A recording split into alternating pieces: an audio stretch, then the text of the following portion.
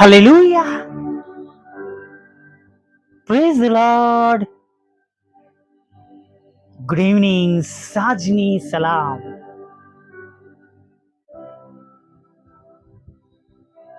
પ્રભુ ઈસુ તમને આશીર્વાદ આપો. હાલેલુયા. હા, પ્રભુ ઈસુ તમારી સાથે રહો, તમારી સંભાળ લો, તમારી કાળજી લો અને તમારી આંખમાંથી વહેતા આંસુઓને જીવતા ઈશ્વર આનંદમાં બદલી નાખો. હાલેલુયા. અને જસ્ટ ખાલી આ બોલવા માટે નથી, વિશ્વાસ કરનારાઓ માટે જીવતા ઈશ્વર એવું કર્યા વગર રહેવા દેશે નહીં. હાલેલુયા. Praise the lord. આપણી પાસે એવા ઈશ્વર છે કે જે એકલા જ ઈશ્વર છે, જે એકલા જ પ્રભુ છે, ના એમની પહેલા ને એમના પછી, જેમની કોઈ શરૂઆત નથી અને જેમનો કોઈ અંત નથી, અનાદિકાળથી અનંતકાળ સુધી એવો ઈશ્વર છે. હાલેલુયા. એવા ઈશ્વરના દેવના દીકરા પ્રભુ ઈસુના લોહીમાં તમે અનુકરદાયેલા છે અને એ પ્રભુ જેમના લોહીમાં તમે અનુકરદાયેલા છે તેઓ તમને બધાને હમણાં આ સંગતમાં જેઓ છે તેમને બધાને તેમની શાંતિ આપે એ મારા હૃદયની પ્રાર્થના છે. હાલેલુયા.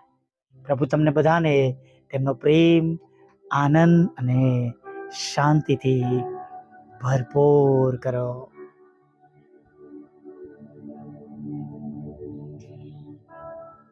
જ્યારે હું જુવાન હતો, લગભગ 10મા ધોરણ પછીની વાત કરું તો મને સન્ડે સ્કૂલમાં ભાગ લેવો બહુ ગમતો.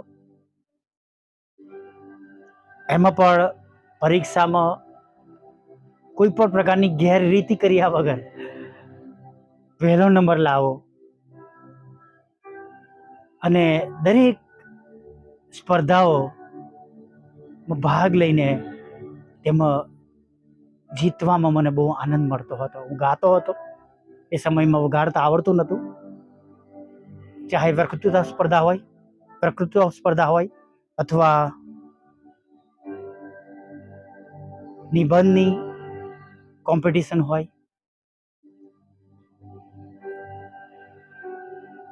અને એક પાત્રી અભિનય હોય કે નાની રમૂજી કોમેડી હોય કે હસવા બોલવા દ્વારા પ્રભુની વાત મૂકવાની હોય, એ બધા અલગ અલગ રીતના નાના નાના કાર્યક્રમો અમે એ સમયમાં કરતા અને પ્રભુની વાત લોકો સુધી, બાળકો સુધી અને બીજા યુવાનો સુધી મૂકતા. અને ઘણી બધી વખત નાટકો દ્વારા પણ પ્રભુ વાત કરે છે. ઘણા બધા લોકોનું જીવન બદલાઈ જાય છે. ઘણા બધા લોકોની સાથે પ્રભુ વાત કરે છે. ઘણા વર્ષો સુધી એ પ્રમાણે કર્યું.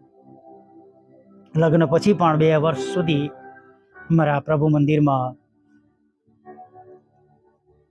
નાટકો કરાવ્યા, જાતે લખવાના પાત્રો સાથે. પણ ત્યારબાદ એક યુગ બદલાયો.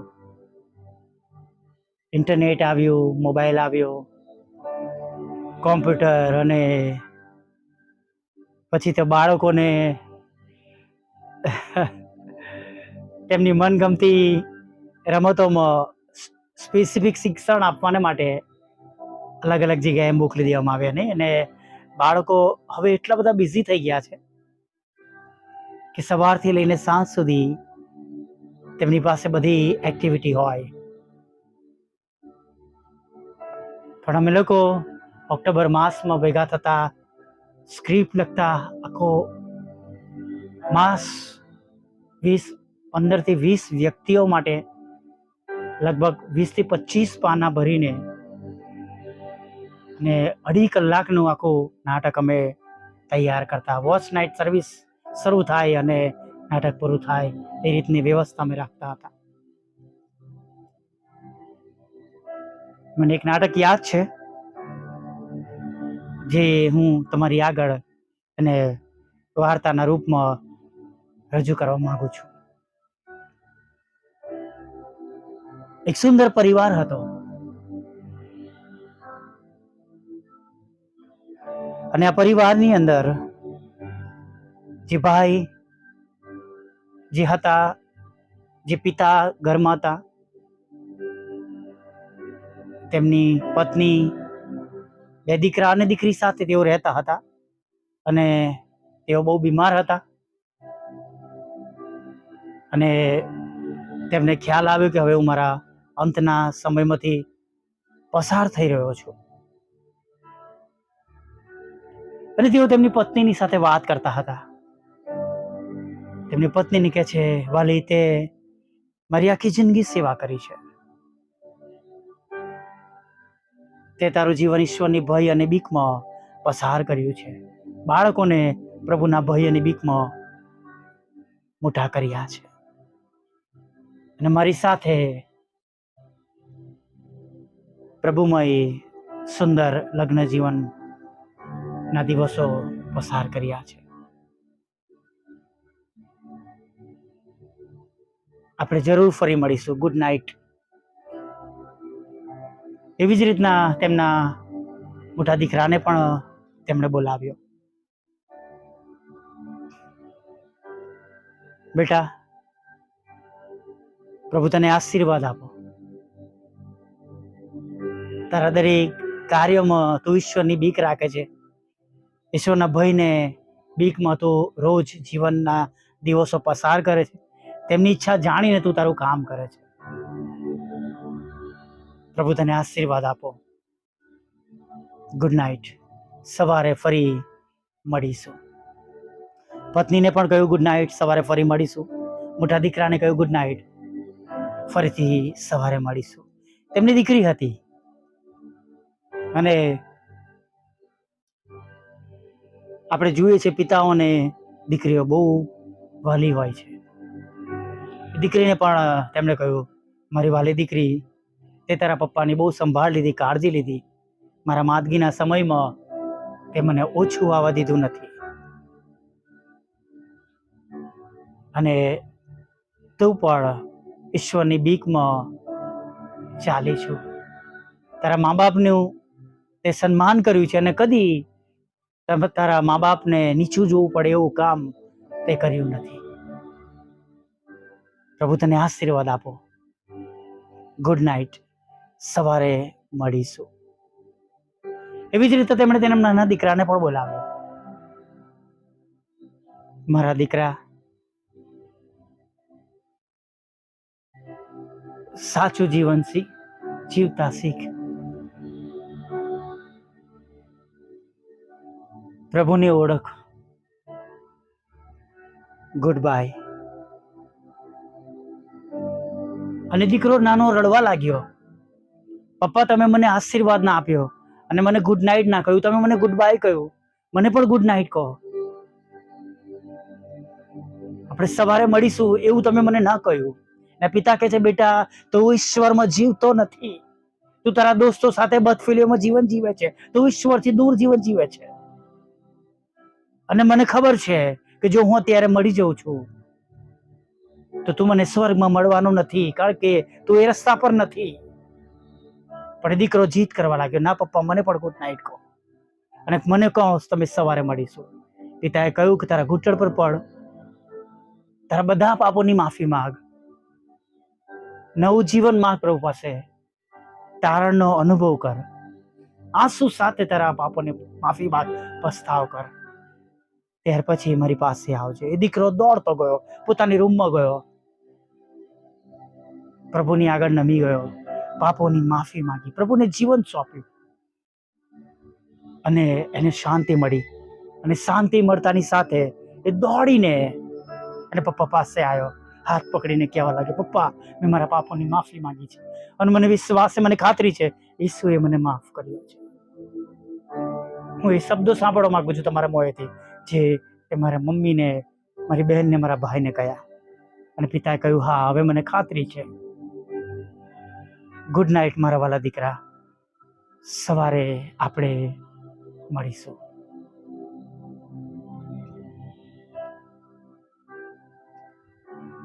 આપણા પરિવારમાં આપણે એવું કહી શકીએ છીએ આપણા કુટુંબીજનોને, ગુડ નાઇટ, સવારે ફરી મળીશું. સુંદર સંદેશ છે. આપણે બધા જ ગુપ્ત ઉંમરના છે અને પ્રભુ ચોક્કસ આનાની વાત દ્વારા એક એકના હૃદયની સાથે વાત કરે. હાલેલુયા. જો હજી આપણે પ્રભુથી દૂર છે, આપણા પાપોનો પસ્તાવો કર્યો નથી, તેમને આપણે અંગત જીવનના તારનાર તરીકે કબૂલ કર્યા નથી, તો જેમણે પ્રભુને કબૂલ કર્યા છે તેમનાથી વિખૂટા પડવાનો વખત જાણે બહુ નજદીક છે. સતર્ક થઈ અને પ્રભુનો સ્વીકાર કરીએ. હવે એક નાની પ્રાર્થના સાથે સાધના સમયમાં આગળ વધીએ. વાલા પ્રભુ, અમે તમારી સ્તુતિ કરતા તમારી સમક્ષ નમી જઈએ છીએ. આજે પ્રભુ અમારા કુટુંબ ને પરિવાર સાથે ભેગા મળીને પ્રભુ અમે તમારી આગળ નમી જઈએ છીએ. અમે બધા ફરીથી એક સાથે તમારા હાથમાં સોંપાઈએ છીએ. અમે બધા પ્રભુ તમને અમારું જીવન સોંપી દઈએ છીએ કે પ્રભુ અમે એકબીજાને કહી શકીએ ગુડ નાઇટ, સવારે ફરીથી મળીશું. અને જ્યારે પ્રભુ અમે સ્વર્ગમાં હોઈએ ત્યારે એકબીજાને જોઈ શકીએ એવું અમારું જીવન પ્રભુ આજથી બની જાય એવું તમે થવા દેજો. જો અમારામાંથી કોઈ દૂર છે, અયોગ્ય માર્ગ પર છે, પ્રભુ અમે પ્રાર્થના કરીએ છીએ કે એવા સર્વ વાલાઓ જેઓ તમારાથી દૂર છે તેમને તમારી ઓળખાણ મળે, તમારા વચનો દ્વારા તેઓ તમારી પાસે ઓડિયો વિડીયો દ્વારા, સંદેશાઓ દ્વારા પ્રભુ, મીટિંગો ને પ્રભુ સન્ડે સ્કૂલ અને પ્રભુ ચર્ચની સંગતો દ્વારા તેઓ તમારી પાસે આવો, કેમ્પો દ્વારા, સેમિનાર દ્વારા પ્રભુ ઘણા બધા લોકોનો બચાવ થાય, જુવાનો બચી જાય પ્રભુ, અને જેઓએ હજી તમારો સ્વીકાર કર્યો નથી તેઓ પણ બચી જાય એવી અમે પ્રાર્થના કરીએ છીએ. સાથે પ્રભુ પ્રાર્થના કરીએ છીએ આ સંગતમાં જેઓ અમારી સાથે છે, એમાં જેઓ બીમાર છે પ્રભુ, એવા દરેક લોકોને માટે અમે આગ્રહથી પ્રાર્થના કરીએ છીએ પ્રભુ. જે પણ રોગ તેમના શરીરમાં માલુમ પડ્યો હોય, ડોક્ટરોએ નિદાન કર્યા હોય, ડાયોગ્નાઇઝ કર્યા હોય પ્રભુ, એવા સર્વ રોગોમાંથી તેઓ સાજા થાય પ્રભુ એવી અમે પ્રાર્થના કરીએ છીએ. તમામ રોગ તેમના શરીરમાંથી શૂન્ય થઈ જાય, હા જીવલેણ રોગમાંથી તેઓ સાજા થાય અને પ્રભુ દરેક અંગો પોતપોતાનું કામ કરે જે પ્રમાણે તમે શરીરમાં તેમને ગોઠવ્યા છે. સાથે પ્રભુ પ્રાર્થના કરીએ છીએ પ્રભુ જેઓ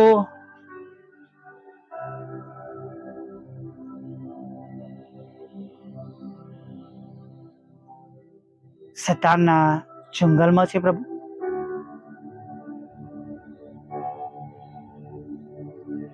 દારૂ, જુગાર, વ્યસનોમાં, કુટેવમાં, વ્યભિચારમાં પ્રભુ એ સગળા લોકોને તમે શેતાની બંધનોમાંથી છોડાવજો પ્રભુ. હા, રાજાઓના રાજા અને પ્રભુઓના પ્રભુ એ સર્વ લોકોને શેતાની બંધનોમાંથી છોડાવજો, તેમનો નાશ ના થાય એવું થવા દેજો પ્રભુ. તૂટેલા ઘરને જોડજો, ડિવોર્સને ખાલી જ કરજો પ્રભુ. તમારા બાળકોના રોજગારને આશીર્વાદ આપજો, આવકના સાધનોને આશીર્વાદ આપજો, નાણાંનો આશીર્વાદ આપજો, મકાનનો આશીર્વાદ આપજો, લોનનો આશીર્વાદ આપજો પ્રભુ. તેમના વિરુદ્ધના કોર્ટ કેસને પ્રભુ પિતા અને એફઆઈઆર ને ખાલી જ કરજો પ્રભુ પિતા. વિદેશ જવું છે તો તેના માર્ગોને પ્રભુ તમે ખુલ્લા કરજો, જોબ આપજો, જોબ ખોવાઈ ગઈ છે, ગુમાવી છે પ્રભુ, છોડવી પડી છે તો પ્રભુ તમે તેમને બીજી જોબ આપજો, તેમના બિઝનેસના પ્રશ્નો દૂર કરજો પ્રભુ એવી અમે હૃદયથી પ્રાર્થના કરીએ છીએ પ્રભુ. પ્રભુ પ્રાર્થના કરીએ છીએ પ્રભુ જેઓ મુસાફરીમાં છે તેમને સલામત તમે લાવજો પ્રભુ. મિનિસ્ટ્રીની સાથે રહેજો પ્રભુ, મિનિસ્ટ્રીની ટીમની સાથે રહેજો. જેઓ સાંભળે છે, વિશ્વાસ કરે છે, બીજાઓને મોકલે છે, તેમને બમણા આશીર્વાદથી ભરી દેજો. અને ખાસ પ્રભુ, હજી વધારે મજૂરોની જરૂર છે પ્રભુ, કે આ વચનો પ્રભુ એક ગ્રુપથી બીજા ગ્રુપ સુધી, ફેસબુક પર, વોટ્સઅપ પર, યુટ્યુબ પર કે અન્ય માધ્યમોથી પ્રભુ ઘણા બધા લોકો સુધી પહોંચે જેમણે હજી સુધી તમારું નામ જાણ્યું નથી પ્રભુ. અરસપરસના મન ઘટાવો પ્રભુ, લડાઈ ઝઘડાઓ, શૈતાની બાબતો દૂર કરજો, કે જેના કારણે પ્રભુ તમારું કામ રોકાય નહીં પ્રભુ. અને પ્રભુ સગડા લોકો તમારામાં એક બને, એકબીજાને પ્રેમ કરે પ્રભુ. લડાઈ, નફરત, ઈર્ષા દૂર થાય પ્રભુ, એવું તમે થવા દેજો પ્રભુ. હવે પ્રભુ રાત્રિમાં અમારું રક્ષણ કરજો, પાપોની માફી આપજો, અત્યારની બધી જરૂરિયાત પૂરી પાડજો. અને સાંજે આભાર માનો તેડી લાવજો એવું માગતા પ્રાર્થના પ્રભુ ઈસુના નામમાં પિતા સાંભળીને માન્ય કરજો. આમીન, આમીન, આમીન.